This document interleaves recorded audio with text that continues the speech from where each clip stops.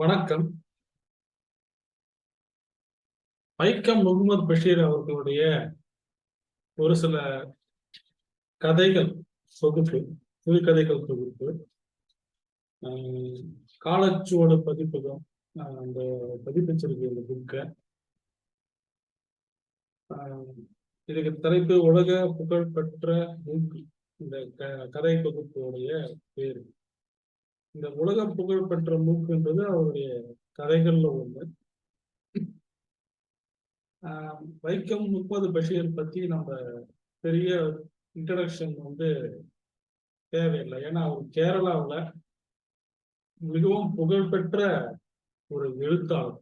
மிகவும் அந்த கேரளைட்ஸ் அத்தனை பேரும் இவரை தலைமையில தூக்கி வச்சு கொண்டாடக்கூடிய ஒரு எழுத்தாளர் வைக்கம் முகமது பஷீர் அவர்கள்.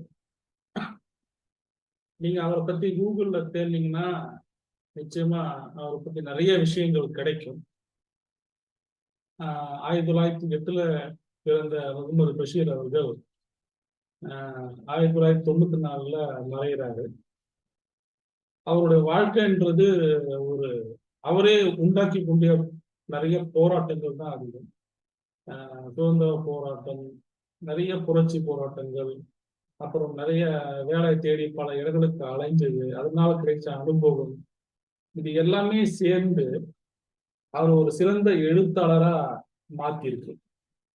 ஏன்னா அவர் எல்லா வகையான லைஃப் ஸ்டைலையும் அவர் வாழ்ந்து பார்த்திருக்காரு.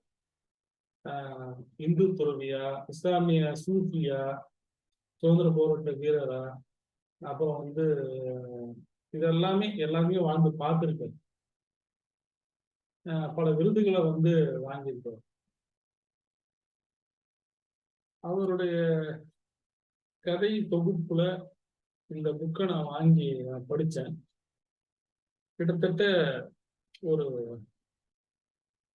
10-12 கதைகளுக்கு மேல இதுல இருக்கு.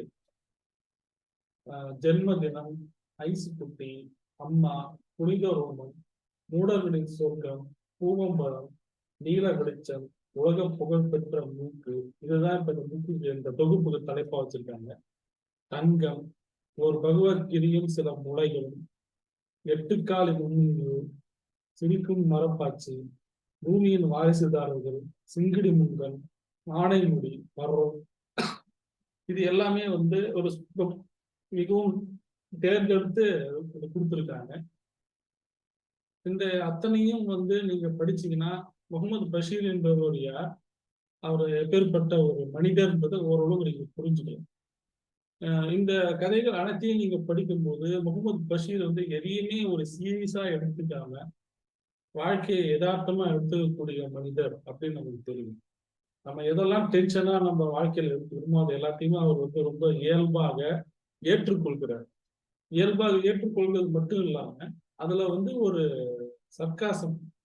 சர்க்காசம்ன்ற ஒரு நையாண்டி நக்கல் அதிகம் கலந்துகிறார். அவர் வாழ்க்கையும் அவர் நக்கல் அடிச்சுக்கிறார், உலக மக்களையும் பார்த்து அவர் நக்கல் அடிக்கிறார். எல்லாத்தையுமே ஒரு ஸ்போர்ட்டிவா எடுத்துக்கக்கூடிய ஒரு மனிதனாகவே அவர் தென்படுறார். இதுல முக்காவாசி அவருடைய இந்த தங்கம், உலக புகழ் பெற்ற மூக்கு, அப்புறம் சிங்கடி முந்தன், இதெல்லாம் எட்டுக்காலி மும்மூஞ்சு, இது அவருடைய கற்பனையில எழுதப்பட்ட கதைகள். மற்றபடி மற்ற கதைகள்லாம் அவருடைய வாழ்க்கையில நிஜமே அவர் நடந்தது. அதுல அவருடைய அனுபவங்களை எழுதியிருக்காரு. நான் எல்லாத்தையும் இங்க சொல்ல போறது இல்லை. ஏன்னா ரொம்பவும் மிக மிக எல்லாமே கிட்டத்தட்ட அத்தனை கதைகளும் எனக்கு கவர்ந்தது. இதை நான் படிக்கும்போது என்னையே மறந்து நான் பல இடங்கள்ல நான் வாய்விட்டே சிரிச்சிருக்கேன். அந்த அளவுக்கு ஒரு நகைச்சுவை உணர்வு மிகுந்த மனிதர். அந்த நகைச்சுவை உணர்வை அவர் எழுத்துல சிறப்பாகவே காட்டியிருக்காரு. நான் பல இடங்கள்ல எப்படி இந்த வடிவேல் காமெடி, கவுண்டமணி காமெடி எல்லாம் பார்த்து நம்ம சிரிச்சிடணும். அந்த மாதிரி அவர் எழுத்துக்கள்ல ஒரு சில இடங்கள்ல அவர் அழகா அவருடைய அந்த நகைச்சுவையை வெளிப்படுத்தி இருக்காரு. அதை பார்த்து படிக்கும் போதே எனக்கு சிரிப்பு வந்தது. அது சில சமயத்துல பஸ்ல போகும்போது நான் படிச்சுக்கினே போவேன். என்ன அறியாமல அந்த சிரிப்பை அடக்க முடியாம நான் சிரிச்சிருவேன். அப்புறம் நான் யோசிப்பேன், பின்னாடி பக்கத்துல யாராவது நம்மளை பார்த்து நினைப்பாங்களோ அப்படின்ற மாதிரி. ஆனா அந்த சிரிப்பை என்னால் அடக்க முடியாது. அந்த அளவுக்கான நிறைய நகைச்சுவை உணர்வோட நக்கல் குத்தலா வந்து கதைகளை எழுதியிருக்காரு. அவர் சொந்த வாழ்க்கையும் சரி. இதுல வந்து முக்கியமா ரொம்ப ரொம்ப எனக்கு கவர்ந்த விஷயங்கள் வந்து கதைகள் வந்து நீல வெளிச்சம், பூவம்பழம், அப்புறம் வந்து சிங்கடி முங்கன், பர், அந்த இந்த விஷயங்கள் வந்து எனக்கு ரொம்பவும் ஈர்த்துச்சு. ஸோ அதை பத்தி நான் கொஞ்சம் அப்படியே சொல்லலாம்னு நான் ஷேர் பண்ணிக்கலாம்னு விரும்புறேன். நீங்க நிச்சயமா இந்த உங்களுக்கு வந்து ஒரு நல்ல ஒரு பொழுது போகணும், நீங்க உங்க மூடு வந்து நகைச்சு மாறணும், உங்க டிப்ரெஷன்ல இருந்து நீங்க வெளியே வரணும் அப்படின்னா இந்த புக்கை வாங்கி நீங்க கண்டிப்பா தமிழ் மொழிபெயர்ப்பை நீங்க கண்டிப்பா படிக்கலாம். மிக அற்புதமான தமிழ் மொழிபெயர்ப்பு. இத தமிழ் பண்ணவர் குளச்சல் யூசுப். அது எப்படி வந்து மலையாளத்துல பஷீர் எப்படி எழுதியிருப்பாரோ அதோடைய கரு மாறாம, தன்மை மாறாம, அப்படியே பஷீர் வந்து தமிழ்ல பேசினா எப்படி இருக்குமோ, பஷீர் அவர்கள் வந்து தமிழ்ல எழுதியிருந்தா எப்படி இருக்குமோ அதே மாதிரி ஒரு மொழிபெயர்ப்பு. மிக சிறப்பான குளச்சல் யூசுப் மிக சிறப்பான மொழிபெயர்ப்பு. இப்போ ஃபர்ஸ்ட் நீல வெளிச்சம். நீல வெளிச்சம்ன்றது முகமது பஷீர் அவர்கள் தன்னுடைய இளமை காலத்துல நாடோடியில சுத்தி இருந்தாருன்னு சொன்னீங்க. அந்த கேரளா ஒரு இடத்துல ஒரு நகரத்துல இருக்கும்போது அவர் வாடகை வீட்டுல இருந்தாரு. அப்போ நகரத்துல இருந்து கொஞ்சம் தள்ளி ஆரவாரம் இல்லாத ஒரு இடத்துல ஒரு ஒரு பாழடைஞ்ச பங்களா மாதிரி ஒரு பங்களால அதை அதை அதை வாடகைக்கு எடுக்கிறாரு. ஏன்னா அங்க வந்து வாடகையும் குறைவு. அது இல்லாம எந்த விதமான அவர் எழுத்தாளராக இருக்கிறதுனால எந்த விதமான டிஸ்டர்பன்ஸும் இல்லாம எழுதலாம் அப்படின்னு அவர் நினைச்சு அந்த ஒரு பங்களா மாதிரி இருந்தாலும் வாடகை குறைவான ஒரு பழமையான பங்களாவில் குடியேறாரு. குடியேறின பிறகுதான் வந்து அவங்க ஃப்ரெண்ட்ஸ் எல்லாருமே சொல்றாங்க, ஏன்பா அந்த இதுல போய் நீ குடியேற, அந்த இடம் வந்து ரொம்ப ஆபத்தாச்சு, என்ன ஆபத்து அப்படின்னு அவரு கேட்கிறாரு. என்ன ஆபத்துன்னா, அங்க ஒரு பொண்ணு தற்கொலை பண்ணி செத்துருச்சு. அது அந்த இடத்துக்கு அந்த பங்களா பேரே வந்து பார்கவி பங்களா. அந்த பார்கவின்னு ஒரு பொண்ணு, படிச்ச பொண்ணு, லவ் ஃபெயிலியர்னால அங்க வேற கிணத்துல விழுந்து செத்து போச்சு. அதனால யாருமே அதுல குடியேறது இல்லை. ஏன்னா அந்த அந்த பொண்ணுடைய ஆவி அங்க சுத்தின்னு இருக்கு, அங்க போறவங்க எல்லாம் வந்து அது கொன்னுடுமா அப்படின்னு சொல்லிட்டு அந்த நீ ஏன்பா எங்களுக்கு கேட்காம அங்க போய் சேர்ந்த அப்படின்னு அவரு எல்லா ஃப்ரெண்ட்ஸும் அவர் ரொம்ப வருத்தப்படுறாங்க. இவரு வந்து உள்ளுக்குள்ள பயம் வந்தாலும் அதுக்கப்புறம் இப்பதான் அவர் குடியேறிட்டாரு, அட்வான்ஸ் எல்லாம் கொடுத்துருக்காரு, எல்லாம் செட்டில் பண்ணிட்டாரு. அதனால அதுல இருந்து வெளியே வரதுக்கு அவருக்கு விருப்பமும் இல்லை. அந்த பங்களா பார்த்தீங்கன்னா அந்த பங்களால வந்து எந்த விதமான எலக்ட்ரிசிட்டி ஃபெசிலிட்டி எதுவுமே கிடையாது. இவரே வந்து இந்த மண்ணெண்ணெய் விளக்கை ஏற்றி வச்சுட்டு அப்படிதான் வந்து அவர் எழுதணும். குடிக்கிறது வந்து அந்த எந்த பொண்ணுக்கு அந்த கிணத்துல விழுந்துச்சோ அந்த கிணத்துல இருந்த தண்ணியை தான் அவர் குடிக்கணும். அந்த மாதிரியான ஒரு நிலைமை. ஸோ அந்த இடத்துல அவர் வந்து அவருடைய பயத்தை போக்குறதுக்காக அவர் வந்து அங்க அந்த பொண்ணு இருக்கிறதாவ அந்த அப்படின்னு நினைச்சு அவர் பேச ஆரம்பிக்கிறாரு. பார்கினி குட்டின்னு பேசுறாரு. நீ என்னை ஒன்றும் பண்ணிடாத, நான் வந்து சாதாரண எழுத்தாளன், நான் ஒரு அப்பாவி சொல்லிட்டு பேசுறாரு.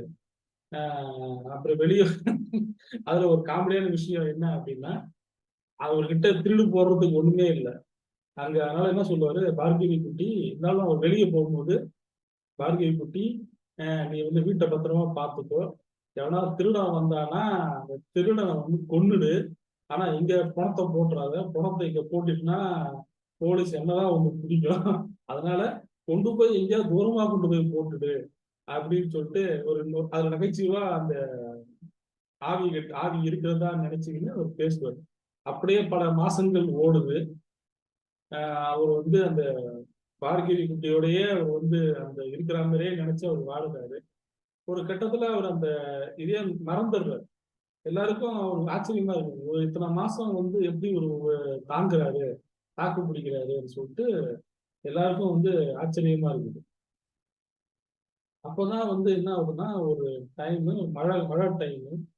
அந்த மழை காலத்துல வந்து ஒரு எழுத்தாளர் இல்லையா? அப்ப வந்து இந்த மண்ணெண்ணெய் வளத்தை வச்சு எழுதின்னு இருக்காரு. எழுதின்னு இருக்கும்போது நைட் டைமு அந்த மண்ணெண்ணெய் வந்து தீர்ந்து போச்சு. மண்ணெண்ணெய் அது தீர்ந்து விளக்கு அணைஞ்சு போச்சு.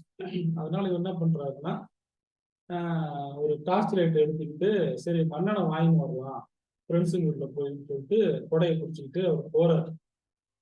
போயிட்டு அவங்க ஃப்ரெண்ட்ஸு வீட்டில் போயிட்டு அங்கே போய் அங்கேயே சாப்பிட்றாரு. கொஞ்ச நேரம் இருக்கிறாரு, கொஞ்ச நேரம் தங்குறாரு, அங்கே விளையாடுறாரு, சீட்டு கட்டுலாம் விளையாடுறாரு. விளையாடிட்டு என்ன பண்றாருன்னா, அப்புறமா மண்ணெண்ணெயை வாங்கிக்கிட்டு அவர் திரும்பி வர திரும்பி வரும்போது தான் அங்க ஒரு விஷயத்த பார்க்குறாரு. அவருடைய அந்த பெட்ரூம் ஃபுல்லா நீல வெளிச்சமா இருக்கு. அப்படியே நீல வெளிச்சமா இருக்கு. ஆஹ் அவர் வந்து விட்டுட்டு போகும்போது, மண்ணெண்ணெய் வாங்க போகும்போது அங்க எந்த விதமான வெளிச்சமே இல்லை. ஏன்னா விளக்கு தான் அணைஞ்சு போச்சு. அப்புறம் எப்படி வெளிச்சம் வரும்? இருளா இருந்த அந்த அறை இப்ப அவர் வந்து பார்க்கும்போது நீல வெளிச்சமா இருக்கு. அந்த நீல வெளிச்சம் எங்கிருந்து வந்தது? அந்த அணைஞ்சு போன விளக்கு மேலதான் அது அந்த நீல வெளிச்சம். அவர் கதவை திறந்து போய் பார்க்கிறாரு. அந்த அணைஞ்சு போன விளக்குல இருந்துதான் அந்த அந்த திரி எரியல. ஆனா அந்த விளக்குக்கு அதோட நுனியில அந்த நீல வெளிச்சம் தெரியுது. அந்த நீல சுடர் தெரியுது. நிச்சயமா அந்த விளக்குல வந்து எண்ணெயே இல்லை, நெருப்பே இல்லை, நெருப்பே இல்லாத ஒரு வெளிச்சம். அந்த நீல வெளிச்சம் அந்த அறையை ஃபுல்லா நிறைஞ்சிருக்கு. அதுதான் பார்கவி குட்டி. இதை வந்து அவர் அனுபவிச்சதா, உண்மையிலே அவர் அனுபவிச்சாரா இல்ல அந்த இதை வச்சு ஒரு கற்பனை பண்ணி எழுதினாரான்னு அவர் சொல்லல. பட் அது ரொம்ப த்ரில்லிங்காவும் ஒரு அற்புதமாவும் ஒரு இடமா எனக்கு தோணுச்சு அந்த நீல வெளிச்சம். அந்த மாதிரி பூவம்பழம். பூவம்பழம்ன்றது இவருடைய ஒரு தாத்தா வயசு உள்ளவருடைய லைஃப், அவருடைய அனுபவங்கள், அவர் எப்படி அவர் பொண்டாட்டிய கல்யாணம் பண்ணாரு, கல்யாணம் பண்ணாரு அப்படின்றதுக்கான ஒரு அவர் வந்து சொல்லி இவரை தொந்தரவு பண்ணி எங்களை பத்தி எழுது அப்படின்னு தொந்தரவு பண்ணி எழுதப்பட்டது. அந்த தாத்தா பேரு அப்துல் காதர், அந்த பாட்டி பேரு ஜமீலா பீவி. அந்த காலத்திலே அப்ப பிரிட்டிஷ் காலத்திலே அவங்கெல்லாம் பிஏ படிச்சவங்க. இதெல்லாம் நடந்தது பிரிட்டிஷ் காலம். ஓகேங்களா? நான் சொல்றது இந்த நீல வெளிச்சம் அது நடந்ததெல்லாம் வந்து ஏன்னா வருஷம் போட்டிருக்காங்க. ஒவ்வொரு கதையோட முடிவுலாம் அது எந்த வருஷம் வந்து வெளியாச்சு அப்படின்றதுக்கான போட்டிருக்காங்க. இப்ப நான் சொல்றது வந்து இந்த பூவம்பழம் வந்து 1948 வந்து கதை வெளியே வந்திருக்கு. ஆனா தாத்தா வயசு யோசிச்சு பாருங்க. அப்படி இருந்து ஒரு 30 வருஷமாவது யோசிச்சு பாருங்க. 30 வருஷத்துக்கு முன்னாடி நடந்த விஷயம். ஓகேங்களா? ஸோ அந்த அப்துல் காதர், அப்புறம் ஜமீலா பீவி. இதுல என்னன்னா ஜமீலா பீவிய வந்து இந்த அப்துல் காதர் அந்த காலத்துல ஒரு சின்ன முரடனா இருந்திருக்கிறாரு. ஜமீலா பீவி வந்து படிச்ச கொஞ்சம் வசதியான வீட்டு பெண்ணா தான் இருந்திருக்கிறாங்க. ஆனாலும் வந்து ஜமீலா பீவியும் இவங்களும் எப்படியோ அந்த லவ் பண்ண விதம் தான் மிக சிறப்பானது. இவருடைய அந்த முரட்டுத்தனம், இவருடைய இந்த அந்த தாத்தா, இவருன்னா இப்ப நான் சொல்றது பஷீரை பத்தி சொல்லல, தாத்தாவை பத்தி சொல்றோம். அப்துல் காதர் தாத்தா, அவருடைய இளமை வயசுல. ஓகேங்களா? அப்ப ஜமீலா பிபி சின்ன வயசுல ரொம்ப அழகா இருப்பாங்களாம். நிறைய பேர் அவங்க மேல ஆசைப்பட்டிருக்காங்க. ஆனா ஜமீலா பிபி வந்து அப்துல் காதர் தாத்தா மேலதான் ரொம்ப காதலை பெற்றிருக்காங்க. ஏன்னா அவருடைய அந்த ஒரு திமிர்த்தனமான அந்த போக்கு, அந்த என்ன சொல்றது, ஒரு ஒரு போல்டான ஒரு போக், அவர் தாத்தா போல்டா இருந்த அந்த நடவடிக்கைகள், அதெல்லாம் வந்து அந்த பாட்டிக்கு அப்பயே பிடிச்சிருக்கு பிறகு. ஆனா ஜமீலா அவங்க 2 பேரும் அப்ப கல்யாணம் பண்ணிக்கிறாங்க. கல்யாணம் பண்ணி அப்ப கொஞ்ச நாள் குழந்தைகள்லாம் பிறக்காததுக்கு முன்னாடி அப்ப நடந்த விஷயத்தை தான் வந்து இந்த தாத்தா வந்து சொல்லி இந்த கதையை எழுத சொல்லி இவரை தொந்தரவு பண்ணி கதையை எழுதி வச்சிருக்கிறாரு. ஓகேவா? ஸோ என்ன நடந்திருக்கு அப்படின்னா, இவர் வந்து அடிக்கடி வெளியே போயிட்டு வருவாரு. யாரு தாத்தா போயிட்டு வருவாரு, குளிச்சுட்டு வருவாரு, ஆத்துல போய் குளிச்சுட்டு வருவாரு. இந்த தடவை அவர் என்ன பண்ணியிருக்காரு, போகும்போது அங்க ஆஹ், அந்த பாட்டி ஜெமிலா பாட்டி பூவம்பழம் வாங்கிட்டு வாங்க அப்படின்னு வந்து சொல்லியிருக்காங்க. சரி, நான் வரும்போது பூவம்பழம் வாங்கி சுத்தாம சீக்கிரமா நேரத்தோட வந்துருங்க அப்படின்னு சொல்லியிருக்காங்க. சரி சொல்லிட்டு அவர் போயிருக்கிறாரு. போனவர் அங்க போய் அந்த இதெல்லாம் வந்து குளிச்சுட்டு அதெல்லாம் ஃப்ரெண்ட்ஸ் கூட அரட்டை அடிச்சுட்டு அந்த மாதிரிலாம் வரும்போது டைம் ஆயிடுச்சு. சரி, அத்தனை நம்ம டைம் ஆகும்போது நம்ம பூவம்பழம் இங்க எங்கேயும் தேடி பார்த்துருக்காரு, இந்த கிடைக்கல. அதனால ஆத்தை தாண்டி அந்த பக்கம் ஊர்ல போய் பார்க்கலாம் அப்படின்ட்டு அங்க போய் போவான். அங்கேயும் வந்து பூவம்பழம் மட்டும் கிடைக்கல, மழை வேற வந்துருச்சு. கடுமையான மழை வந்துருச்சு. பூவம்பழம் கிடைக்கல, ஆரஞ்சோ ஆப்பிளோ இதுதான் கிடைச்சது. அதை வாங்கிக்கிட்டாரு. ஆரஞ்சு பழம் நினைக்கிறேன். ஆரஞ்சு பழத்தை மட்டும் வாங்கிக்கிட்டு அப்படியே இவரு சீக்கிரமா வர சொன்னாங்க. ஒரு குறிப்பிட்ட டைமுக்குள்ள 8 மணிக்கோ இன்னும் வர சொல்லியிருக்காங்க அந்த அம்மா. இவர் அதை தாண்டிச்சு. ஆனா எப்படியும் பொண்டாட்டி அங்க தனியா இருப்பாரு, காத்துக்கிட்டு இருப்பாங்க, ஏன்னா கல்யாணம் ஆன புதுசு இல்லையா அப்படின்ட்டு. அவ்வளோ கடுமையான மழையிலையும் அந்த ஆத்துல வெள்ளம் ஓடுது, இருட்டு. அந்த இருட்டுல இவர் வந்து துணிஞ்சு அந்த ஆரஞ்சு பழத்தெல்லாம் ஒரு துண்டா கட்டி இடுப்பு நல்லா கட்டிக்கிட்டு உடம்புல கட்டிக்கிட்டு நீந்தி இருக்கிறாரு. பாருங்க தாத்தா எவ்வளவு தைரியமான ஆளா இருந்திருக்கிறாரு, பாட்டி மேல எவ்வளவு காதல் இருக்குன்னு பாருங்க. அப்படி நீந்தி போய் போகும்போது கடைசியில என்னாச்சுன்னா வேட்டி கிட்டிலாம் உருவின்னு போய் பழம் மட்டும் தான் நின்றுச்சு. அம்மனம் கிட்டத்தட்ட ஆல்மோஸ்ட் அம்மனமாவே ஆயிட்டாரு. அங்க அப்புறம் எப்படியோ அந்த ஆத்துல தட்டு தடுமாறி அவர் ஊர்ல இருந்து ஒரு 1 கிலோமீட்டர் 2 கிலோமீட்டரோ தள்ளி தான் போய் கரை ஏறினாரு. ஏறி வரும்போது நிறைய அந்த முள்ளு அதெல்லாம் உடம்புல அவர் கிழிச்சு ரத்தம்லாம் வந்துருக்குது.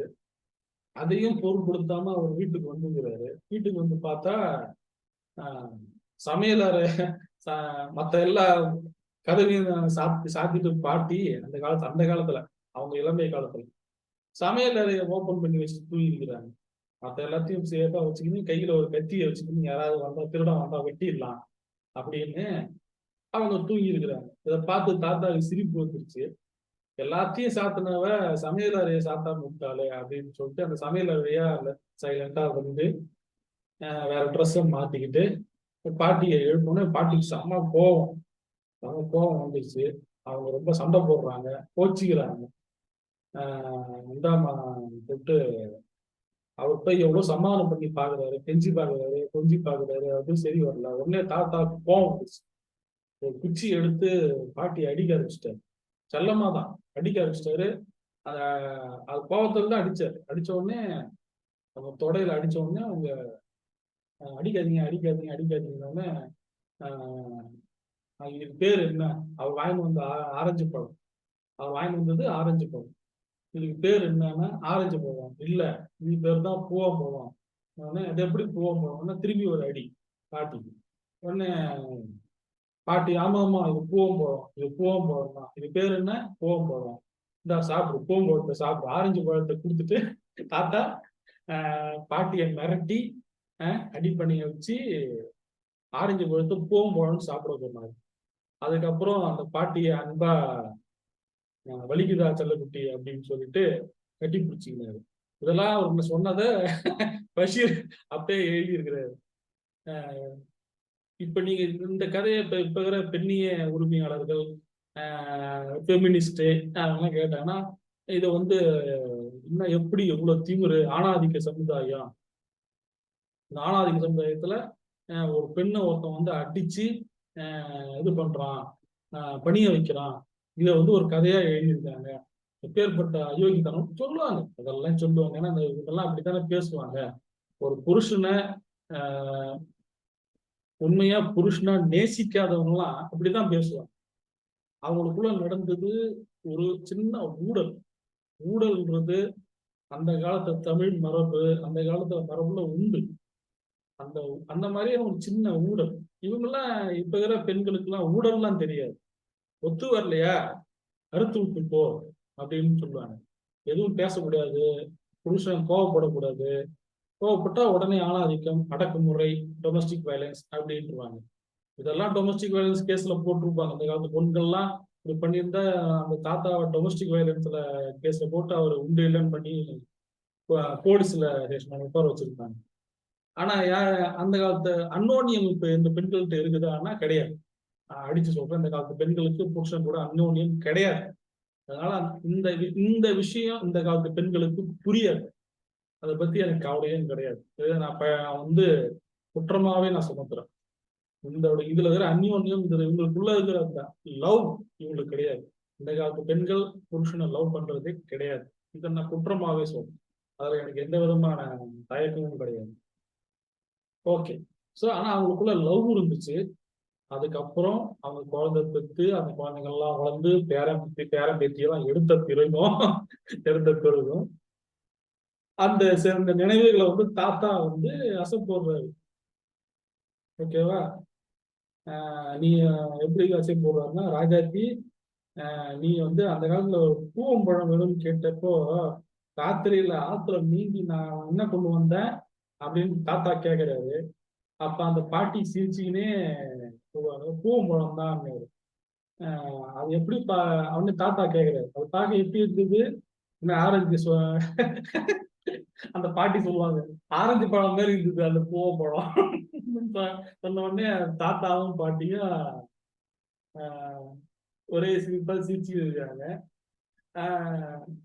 ஆனா அது பூவம்பழம், ஆரஞ்சு பழம் மாதிரி இருந்தாலும் அது பூவம்பழம் தான். இதுதான் அன்பு, இதுதான் லவ்.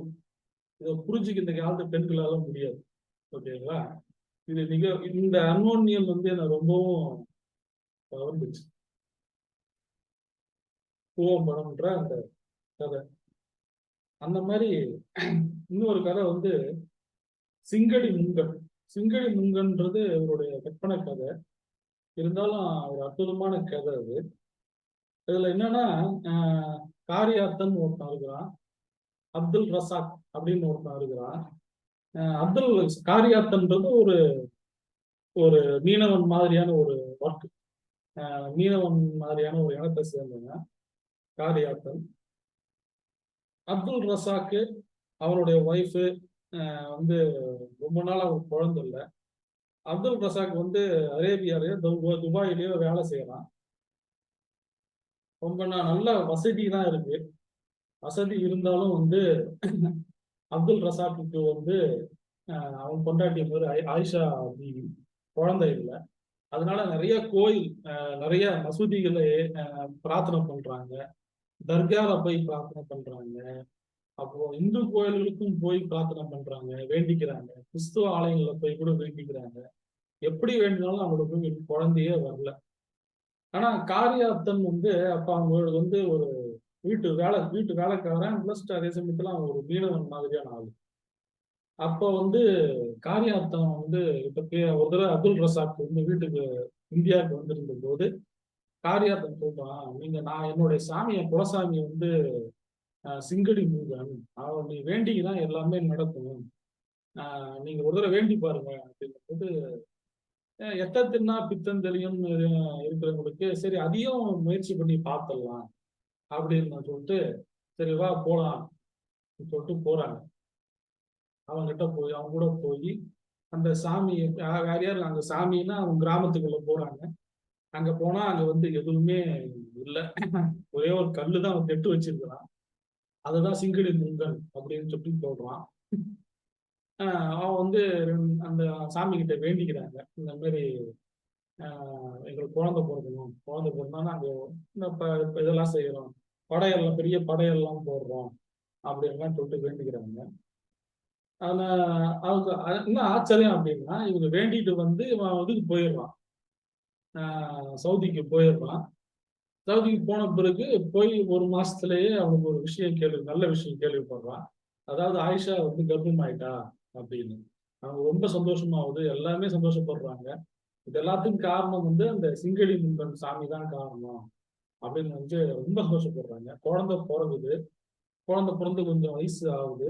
அவங்க வந்து இங்கதான் வந்து அந்த குழந்தைக்கு பேர் வைக்கணும், அதெல்லாம் செய்யணும் அப்படின்னு அதெல்லாம் வைக்கிறாங்க. முடிவு பண்றாங்க. குழந்தைக்கு இன்னும் பேர் கூட வைக்கல. ஏன்னா சவுதியில இருக்கிறதுனால பேர் வைக்கல. அதனால அவன் இங்க வந்து ஒரு தடவை அங்க வந்துடுறான். இந்தியாவுக்கு வந்து அந்த காரியாத்தான் எல்லாரும் ஏன்னா அவன் வேண்டிக்கிட்டான் இல்லையா, அந்த பெரிய படையல் போடுறான் அப்படின்னு. அதனால ஆயிஷா அந்த குழந்தை எல்லாரும் போய் படையல் போட்டு பெரிய பெரிய நல்ல படையலை போட்டு இதெல்லாம் பண்றாங்க. அது நிறைய கறி மீன் அது இதெல்லாம் வச்சு இது பண்றாங்க. அந்த அளவுக்கு பண்ண பிறகு இவங்க போய் அவன் அந்த குழந்தைக்கே வந்து சிங்கடி முங்கன் அவன் அந்த அருளால போறதுனால அந்த குழந்தைக்கே முஸ்லீம் குழந்தைக்கே அவன் சிங்கடி முங்கன் பேர் வச்சிடறான் அந்த அப்துல் ரசாக். அந்த அளவுக்கு அவன் நம்பிக்கை.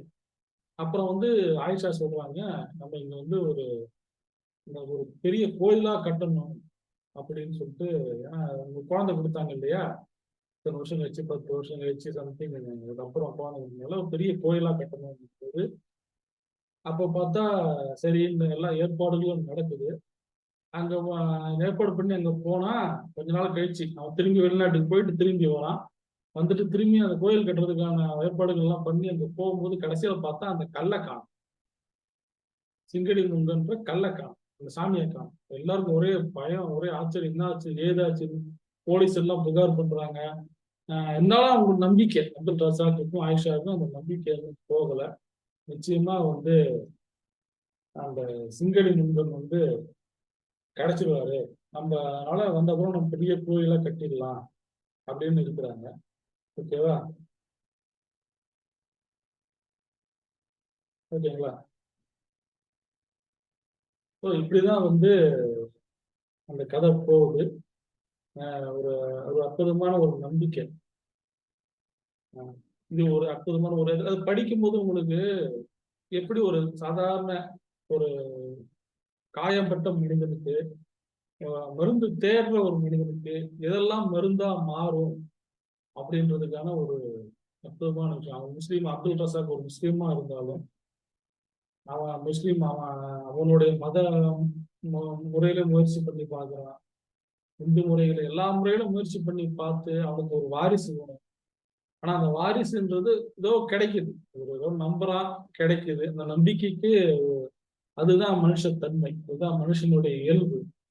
அதை மிக அழகாக இந்த சிங்கடி முருகன் அப்படின்ற கதை மூலமா அதை நீங்க படிக்கும் போது மிக சிறப்பாகவும் நகைச்சுவையாகவும் இருக்கும். ஏன்னா காரியம் அந்த படையல் போடுவாங்க இல்லையா, மீன் எல்லாம் வச்சுட்டு படையல் போடுவாங்க, நிறைய மீனை வச்சுட்டு. இவங்க வழி அனுப்பிட்டு வர்றதுக்குள்ள அந்த மீனெல்லாம் நாய் தின்னுடும். கோயிலுக்குள்ள வந்து அதை சாதாரண குடிசை மாதிரி தான் இருக்கும், நாய்கள்லாம் தின்னுடும். அதனால பயங்கர கோவம் வந்துடும் காரியத்துக்கு. என்ன பண்ணுவான், இவ்வளவு சாமி சாமி என் குலசாமி அந்த சாமின்னு சொன்ன அந்தவன், இவ்வளவு நாள் கழிச்சு எனக்கு இவ்வளவு பெரிய மீன் படையல் எல்லாம் கிடைச்சது, அதை கூட உன்னால ஒன்னா பாத்துக்க முடியலையே, நீ எல்லாம் என்ன சாமின்னு சொல்லிட்டு அந்த கல்லு சாமி இல்லையா சிங்கடி பொங்கல்ல எட்டி ஒரு உத விடுவோம். ஒரு உத விட்டோன்னே அது போய் பேத்துன்னு போய் விடுவோம். சும்மா தான் நட்டு வச்சிருப்பாங்க. அதுக்கப்புறம் என்ன பண்ணுவான், இதுதான் இதான் மனுஷனுடைய தன்மை. இந்த மனுஷத்தன்மையே அழகா இருக்காது. இவ்வளவு தூரம் சாமி ஒருத்தருக்கு குழந்தையே கொடுத்த சாமி, அந்த அளவுக்கு ஒரு சக்தி வாய்ந்த சாமின்னு சொல்லி அப்படின்னு இந்த சாமி இந்த ஒரு சின்ன விஷயத்துக்காக அந்த காரியாத்தான் வந்து எப்படி வச்சிடும். அதுக்கப்புறம் வந்து அந்த சாமி கிட்டே அவன் வந்து மன்னிப்பு கேட்பான், உனக்கு நான் எல்லாத்தையும் செய்யறேன், அதை செய்யறேன், இது பண்றேன், அதை பண்றேன், நீ மன்னிச்சிரு, நம்ம 2 பேரும் இதா போயிடுவோம், ராசியா போயிடுவோம் அப்படின்னு சொல்லிட்டு ராசியா போயிடுவாங்க. அதுக்கப்புறம் தான் அந்த கல்லு காணாம போயிடும். கோயில் கட்டணும் போது தான் அந்த கல்லு காணாம போகும். ஸோ இதுல வந்து மனிதத்தன்மை, மனிதனுக்கும் கடவுள் எந்த அளவுக்கு ஒரு நண்பன் மாதிரி அவன் எப்படி ட்ரீட் பண்றான், நண்பனை ஒரு கடவுளை வந்து ஒரு வேலைக்காரன் மாதிரி, நண்பன் மாதிரி, ஒரு சக உறவு மாதிரி அவன் ட்ரீட் பண்றான். அந்த நம்பிக்கை எப்படி வேலை செய்யுது, அந்த நம்பிக்கையில நம்ம வந்து மதிக்கணும் அப்படின்றதெல்லாம் இந்த விஷயங்கள் மூலம் நம்ம தெரிஞ்சுக்கலாம். ஸோ இந்த கதைகள் வந்து மிகவும் இந்த 3 இது நிறைய இருந்தாலும் இந்த 3 விஷயங்கள் வந்து எனக்கு ரொம்பவும் அற்புதமா கவர்ந்துச்சு. அடுத்தது பாத்தீங்கன்னா அந்த பர்ன்னு ஒரு கதை, அது ரொம்ப அதுதான் ரொம்ப ஹைலைட்டான கதை. என்னன்னா இவருடைய பஷீருடைய அந்த இளமை பருவம், டீனேஜ் பருவத்துல பஷீருடைய அப்பா வந்து ஏதோ பிசினஸ், மர பிசினஸ் என்னவோ பண்ணியிருந்தாரு. அதுக்கு பார்ட்னர் ஒருத்தர் இருப்பாரு, அவர்கிட்ட காசு வாங்கணும், காசு கொடுக்கணும், அந்த டீலிங்லாம் வந்து பஷீர் தான் போவார், செய்வார். அப்ப அந்த பார்ட்னர் வீட்டுல வந்து ஒரு பொண்ணு இருக்காங்க, 2 பொண்ணு அவருக்கு. 2 பேரும் கல்யாணம் ஆகாத பொண்ணு, அவங்களும் கிட்டத்தட்ட ஒரு டீனேஜ் பொண்ணு தான். இதோட குடும்பம் என்னன்னா, ஒரு பொண்ணு வந்து, மூத்த பொண்ணு வந்து, இந்த பார்ட்னருடைய மூத்த பொண்ணு வந்து இவரையும் உள்ள பெரிய பொண்ணு. அது மேல இவருக்கு ஒரு கிரஷ், இப்ப சொல்றாங்களே கிரஷ்ன்னு சொல்றாங்களே, அந்த மாதிரி ஒரு கிரஷ் ஆகி போச்சு. இந்த கிரஷ் இருக்கிறது வந்து அவங்க எல்லாருக்குமே தெரியும். அந்த பார்ட்னருக்கு, அந்த குடும்பத்துக்கு, எங்க அப்பா குடும்பம் எல்லாரும் தெரிஞ்சாலும் எல்லாம் இவரை வந்து அது ஒரு ஜோக்கா எடுத்துக்கிறாங்க. இவன் வந்து இவர் வந்து இப்ப டீனேஜ்ல இருக்காரு இல்லையா, அதை ஒரு ஜோக்கா எடுத்துக்கிறாங்க எல்லாருமே. அது கண்டிக்கல. அந்த அந்த பொண்ணை பார்த்தாலே இவர் வந்து உருகிடுவார். அந்த பொண்ணை பார்க்கறதுக்காகவே இவர் அடிக்கடி போய் சும்மாவே அந்த வீட்டுல போய் உட்கார்ந்து இருப்பாரு, அந்த பொண்ணு கிட்ட பேசுவாரு. ஆனா அந்த பொண்ணு ரொம்ப பிகு பொண்ணு, ஒரு பெரிய பொண்ணு தான். அதனால ரொம்ப புத்தி பொண்ணும், ரொம்ப அந்த ஆட்டிடியூடு காட்டுறதுனால அந்த ஆட்டிடியூட் எல்லாம் காட்டிங்க இருக்கும். இருந்தாலும் அந்த பொண்ணு மேல இவருக்கு வந்து ஒரு ஏதோ ஒரு ஈர்ப்பு. அப்படி இருக்கும்போது ஒரு நாள் என்ன ஆச்சுன்னா, அந்த பொண்ணு பொண்ணு கூட உட்கார்ந்து இருக்க, அந்த பொண்ணு இவர்கிட்ட முகம் கொடுத்து கூட சரியா பேசாது. ஏன்னா அவங்க ஆட்டிடியூடு, ஏன்னா இவர் அவங்க அழகுல இவர் மயங்கிட்டாரு இல்லையா, அவங்க பேரழகி இல்லையா, அதனால. அப்ப என்ன ஆகுதுன்னா, அப்படியே அந்த பொண்ணு கூட, பொண்ணு பக்கத்துல அவர் உட்கார்ந்து இருக்கும்போது திடீர்னு அந்த பொண்ணு வந்து, நான் அதை சொல்ல விரும்பல, அபான வாயு, நான் அப்படி சொல்றேன், பச்சையான தமிழ்ல நான் பேச விரும்பல. அந்த பொண்ணு வந்து திடீர்னு அந்த பர்ன்னு ஒரு ஆளோட அபான வாயு சத்தத்தோட வெளியே விடும். வெளியே விட்டவுடனே இவரால, இவர் சும்மா இல்லாம அது, ஐயோ அந்த இந்த பொண்ணு வந்து எனக்கு அவங்க அம்மா கிட்டே போய், உங்க பொண்ணு இப்படி பண்ணிடுச்சு, உங்க பொண்ணு இப்படி பண்ணிடுச்சுன்னு சொன்னோடனே அவங்க அம்மா ஊந்து விட்டு சிரிப்பாங்க. அதை கேட்டுட்டு அவங்க அப்பா சிரிப்பாங்க, அவங்க தங்கச்சி சிரிப்பாங்க. அது மட்டும் இல்லாம இவர் போய் ஊர்ல இருக்கிற எல்லா ஃப்ரெண்ட்ஸ் கிட்டமே சொல்லுவாரு. அவங்க அம்மா கிட்ட, யாரு பஷீரோடைய அம்மா கிட்டயும் போய், அம்மா அந்த பார்ட்னருடைய பெரிய பொண்ணு இந்த மாதிரி பண்ணிடுச்சுமான்னு அவங்க அம்மாவுக்கு கோவம், வேண்டாம் ஒரு பொண்ணு பண்ணது வந்து இப்படியாடா போய் வெளியே போய் டம்மார் அடிச்சு சொல்லிட்டு கண்டிப்பாங்க. அதுக்கப்புறம் அந்த பொண்ணுடைய ஆட்டிடியூட் எல்லாம் இவர் முன்னாடி நொறுங்கி போயிடும். இவர் இது வரைக்கும் அவங்க காட்டின, அந்த பொண்ணு காட்டின எல்லா ஆட்டிடியூடும் நொறுங்கி போயிடும். நொறுங்கி போய் ரொம்ப இயல்பா அதுக்கப்புறம் பேச ஆரம்பிச்சோம். அதுக்கப்புறம் அந்த பொண்ணுக்கு வேற இடத்துல கல்யாணம் ஆயிடும். இவர் வந்து வேற, இவர் வாழ்க்கை தனி, அந்த வாழ்க்கை அப்படி போன பிறகு ஒரு கட்டத்துக்கு அப்புறம் இவங்க வயசான காலகட்டத்துல 2 பேரும் திரும்பியும் சந்திப்பாங்க. இந்த பொண்ணும் இவரும் வயசான காலகட்டத்துல சந்திப்பாங்க. அப்ப அந்த பொண்ணுக்கு பேரன் பேத்திகளே வந்துடும்.